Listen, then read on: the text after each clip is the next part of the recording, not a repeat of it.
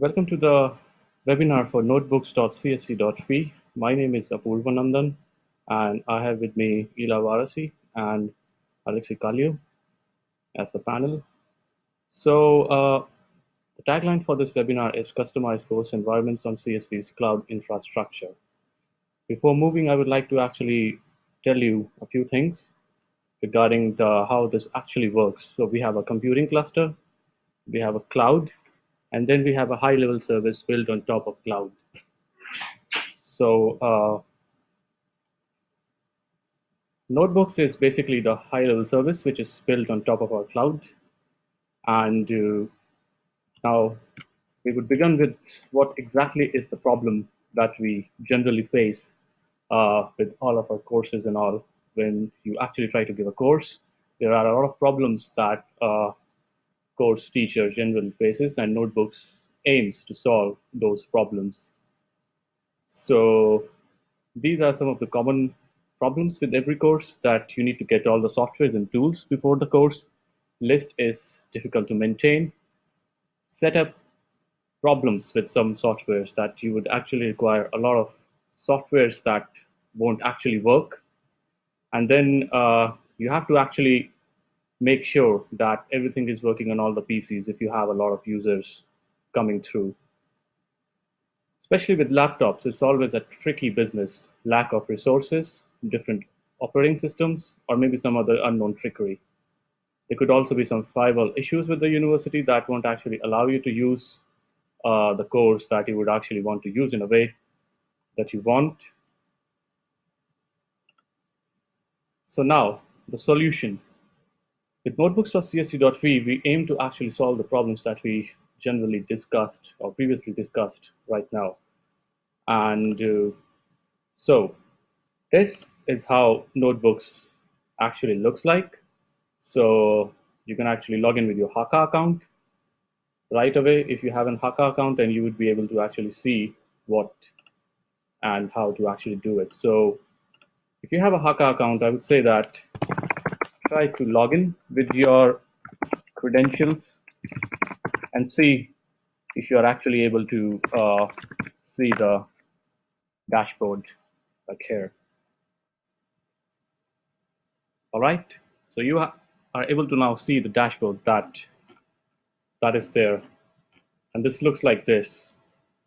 It has a dashboard which has something called environments, and then a new tab which is called as account. We'll go into that later. So when you see a dashboard, it allows you to launch a course-based it allows you to launch course-based instances. What is an instance? It's your personal workspace with all the tools and all your materials packaged. So in that case, this is the same thing. In that case, if you actually launch any one of these instances, you can actually try it right away. If you try to launch it, it should work, and it should give you the access, or it should give you the environment that is needed for that specific course. Then let's go into the tab which is called as account, and let's see what exactly we can actually do there. So there's something called join group. Now we'll go into the groups in a little while, but this account thing would actually let you do some basic things such as change password and join a group, and it shows what is your user ID in this case. So now the types of users that Notebooks can actually have. There are 3 types of users that Notebooks generally has. The first is the group owner, the one who creates the group, i.e. the head, primary contact. Then we have the normal users who actually join the group. And then we have a group manager, which is optional. We won't actually go into that right now. So all of you who are actually attending this webinar are basically, or would be, a group owner if you are actually looking to host or give a course. You need to be a group owner in order to actually create your own environment so that the students would be able to actually access it. So once you're a group owner, you're able to do all the things that you would require from course perspective. So what exactly are groups? Uh, Groups allow you to manage your courses better. For example, machine learning group of X university wants to host a course for deep learning. They would create a group in Notebooks and then create a blueprint for the group. Do not freak out right now when I say blueprint. We would be looking into it in a later while. So basically, you create a group in Notebooks.csc.fi for your own department or your own group or for your own courses. And then you would allow the other users who actually want to join your group to join it. The users of the group would be able to launch instances of the group blueprints. The things that you see here are basically blueprints, and you can actually launch any one of them and try to see what it has to offer. So, in a nutshell, if you have a course coming up, you would need to create a group for which is specific to your own course. So, in case you are, for example, a statistical machine learning group of some university, then you would create a group which is called as statistical machine learning, and then your university name. And then you can host as many courses as you want in that specific group. Let's see this as a flowchart. You create a group, then you create blueprints for your group, and then you distribute the join code of your group to the users. So this is exactly the same thing that I was talking right now. Once you have the group, you need to make sure what exactly are your requirements. Whatever your requirements are, they should be a part of something called as blueprints. And then once you have everything set up, you should just give away the join code of your group to the users. And once they join your group, they would be able to see all the blueprints of all the settings that you have actually deployed for them.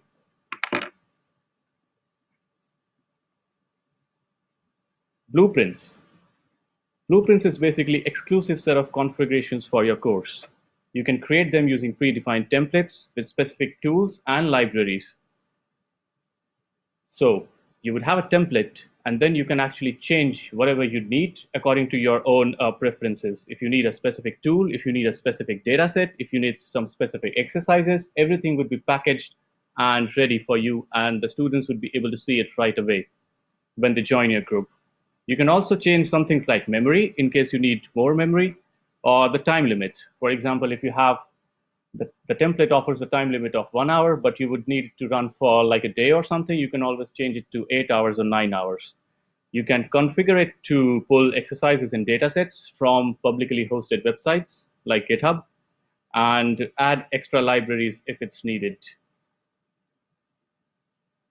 Let's see the flowchart again, that how exactly blueprints look like. So you have a template that you need to create a blueprint from. Then you provide the name and description to the blueprint, provide the time limit for the created blueprint, and provide something which is called as environment variables. This is like really important. This is the stuff which actually does things for you. So it's basically a shell script that you need to tell your blueprint what exactly to do. It wouldn't actually know that, okay, you are looking to pull some specific data set from some website. You need to tell it, you need to program it in such a way that it would know what things to pull and what things to do. And finally, you should activate the blueprint so that the users would be able to see it. Now, this is a shell script. This is a sample shell script that downloads some source data and IPython notebooks and installs a library. As you can see, this is the main part that you should be actually looking at. So this is a GitHub URL that it tries to clone. Just a second. And this is the GitHub URL, which has all my course materials and everything. These are my Jupyter IPython notebooks that I have hosted on GitHub. And this here tries to actually clone that repo inside the blueprint so that the users are able to actually see everything my GitHub repo has to offer.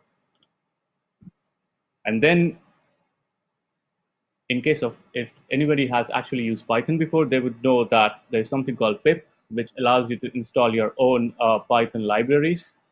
And so in this case, if you need a custom library, you would just do a pip install and it would do it for you.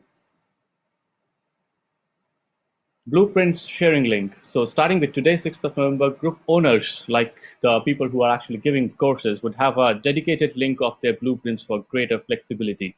Once you share this link with the student, they would be directly able to access the blueprint. The users would be asked for a joint code of the group. Remember, the blueprints are always part of a group. So your group has a joint code and the users should be able to provide that joint code in order to see the blueprint. Let's see how this actually now works. So if I try to log in as a group owner, I see something like this. So this is just a normal environment, and once I have the group owner rights, I should be able to see it.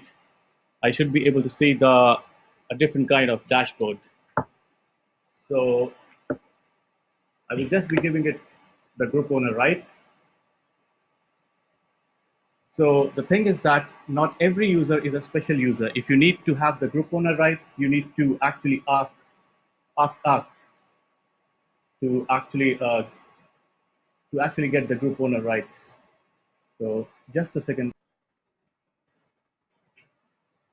Once you have the group owner rights, you would see that the dashboard actually changes. So now you would see something like this. This is what a group owner actually sees.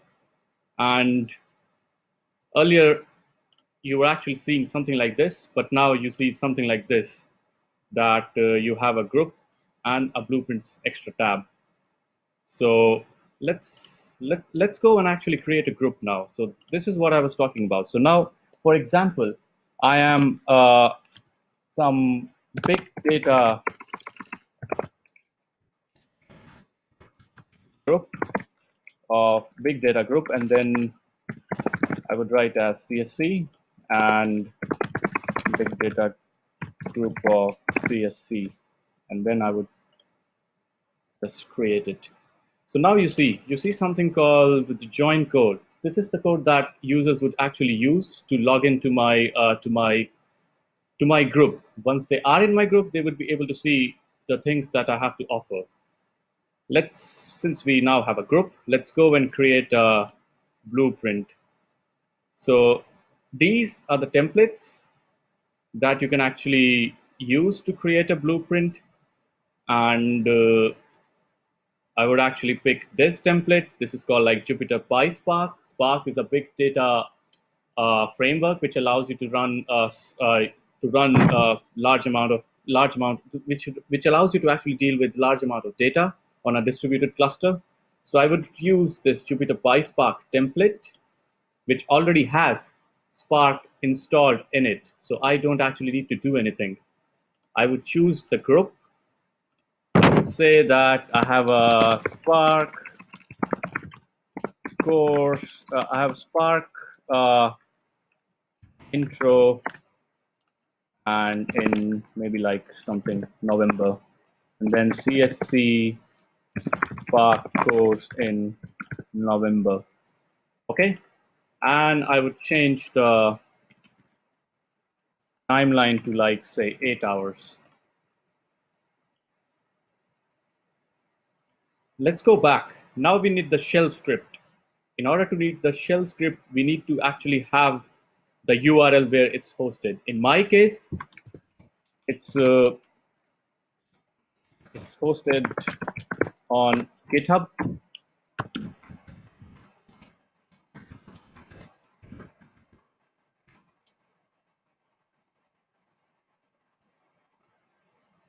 And my shell script is basically located somewhere, should be under here. Yeah, keep it secure. So this is the URL of my shell script that I need. And once I have the URL, I can go and actually create the blueprint. So this is how you should actually try to, this is what you should actually paste in, uh, in the environment variables. So you go there, and for some reason it doesn't paste. Okay. Uh,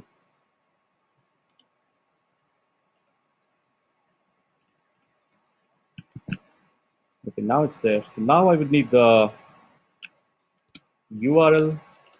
That is the URL, the shell script. This is the same shell script that we have in the slides. And then,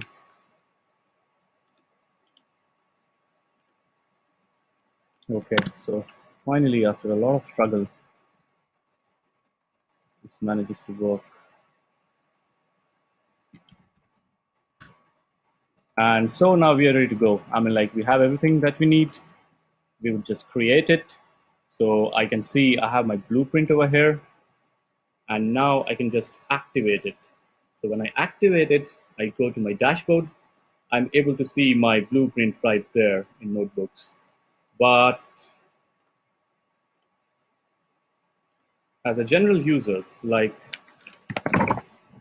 as a new user who is actually looking to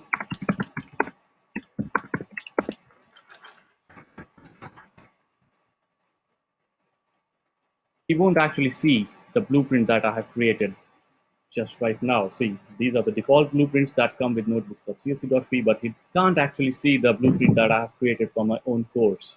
So what do? Uh, I can actually just go to the blueprint, copy the link of the blueprint. Let's hope it is copied properly this time. And I will try to paste it. And now it asks me for a joining code that, hey, what's the joining code? You can't just get in. So the joining code is this one. Remember, this is the thing that I'm doing as a group owner. So it's basically you, the people who actually want to give a course. You would be seeing something like this and you would be seeing everything that you need. And then you go there and you paste the joining code. And there you go. You have a blueprint just right there. And you try to launch it. Your blueprint is now running. It will try to do some stuff. It will try to provision all the things that it needs. And it will try to see if it can actually configure things that we want to configure. So now I see a Jupyter environment that I want to see, and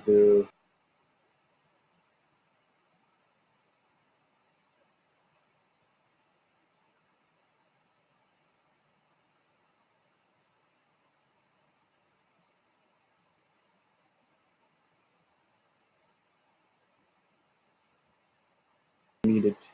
So in a nutshell, uh, what the summary of this webinar is that if you want to actually host your course, all you need to do is ask for group owner rights from us, and then create a group for your courses, create a blueprint per course, and provide the join code for your group to the users. Alternatively, you can provide a link to your blueprint directly, like we did.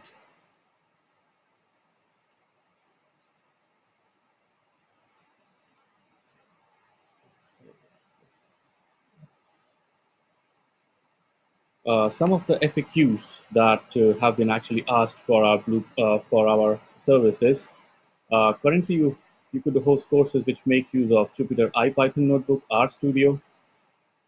So these are regarding the type of courses that you can actually host. So RStudio currently has a few problems. You can also use remote desktop protocols so that you can have a virtual machine, and then you can access it with your browser.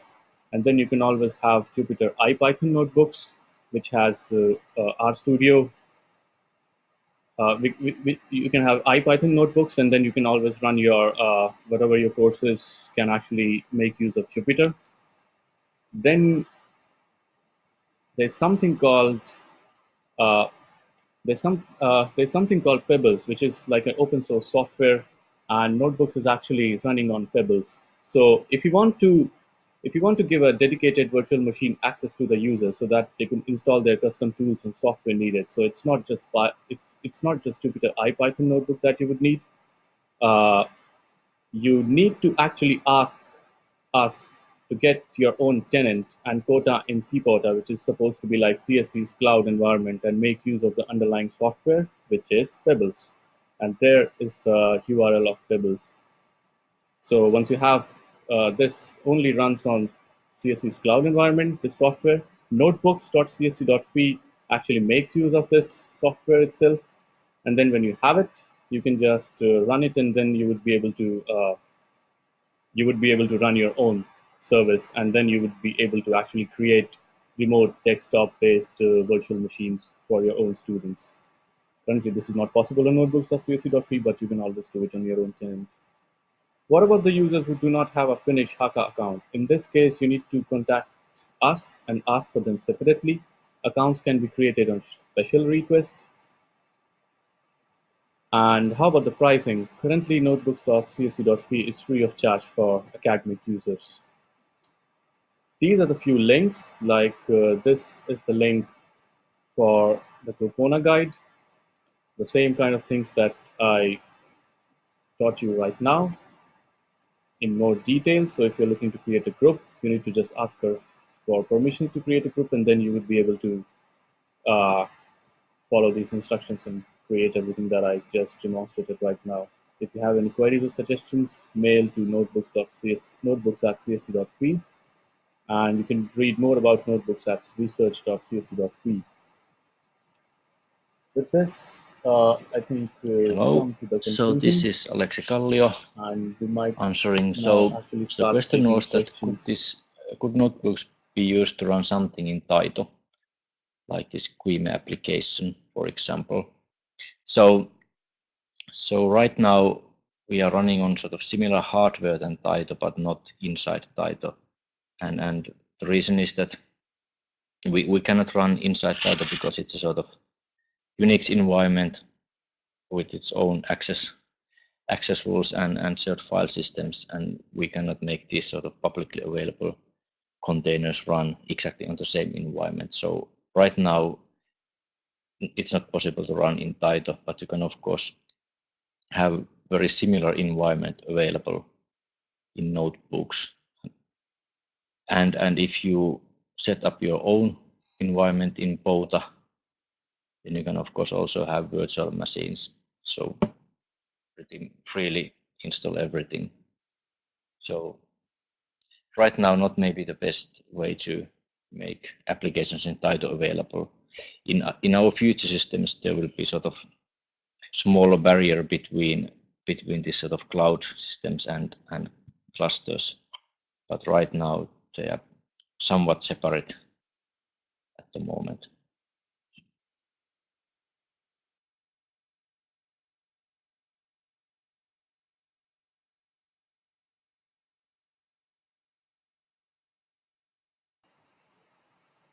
So what happens if the instance is actually destroyed? So if the instance is actually destroyed, then you won't be able to see. And you would actually lose all the data that you have running on an instance. For example, is a this is one of the blueprints that I ran for Spark, and this automatically now pulled everything here. Like I could actually do it again. So let's destroy and do the same things again. So now this is the blueprint that actually tries to pull the stuff from this GitHub repository. There was some problem earlier on, but like now I can actually show you. So this is how the my repo actually looks like, and then I run instance and I open it. So I am able to see all the things from this repository here automatically. I have some exercises here. So I give them a demo that, okay, this looks like, so how do you actually do several things? And then I ask them to actually ask my students to fill in the rest of the cells. Like here, I mean, like some code, something like this. What happens if the instance is destroyed is that you would actually lose all these files that you see here, because Notebooks does not have right now a persistent storage. So we are looking into it, but right now, after the instance lifetime is over, you would lose everything. So it's always better to actually download whatever you do,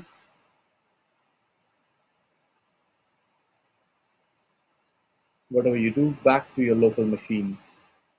In this case,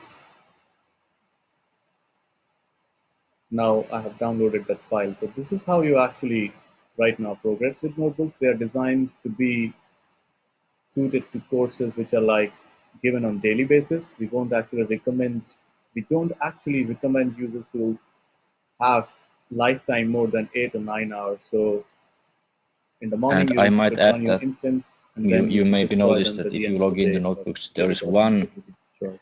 environment already available which does have persistent storage. So we are not only working on it, but it's actually already there in the experimental phase. So the only challenge here is that when we start to provide persistent storage, it's also a big responsibility in a way. So we are trying to make it. The idea is that these would be lightweight environments and not supposed to be used to like actual data storage needs. But of course, it is very convenient that you don't lose your work. So we are now building this sort of semi-persistent storage solution so that you can continue your session like on the next day and destroy your instance in between. But still, not the idea is not to use this for longer term data storage, but anyhow to have more persistent storage. So it is already there in experimental form and will come in production version hopefully quite soon.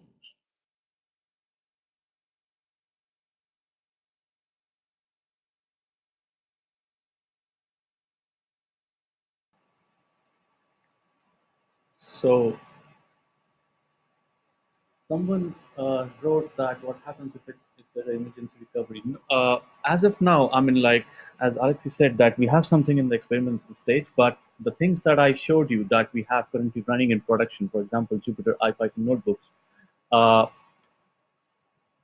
uh, the things that I showed you, the data, if you run something here, it would be lost, but there are notifications sent like when the instance is about to expire, like we send notifications before like 15 minutes when I mean like there are just 15 minutes remaining, and then also before 5 minutes. So in that case, that's the only thing that you could actually remember, like to actually download the files to your work machine, and then you can always launch it again and try to upload the stuff that you need.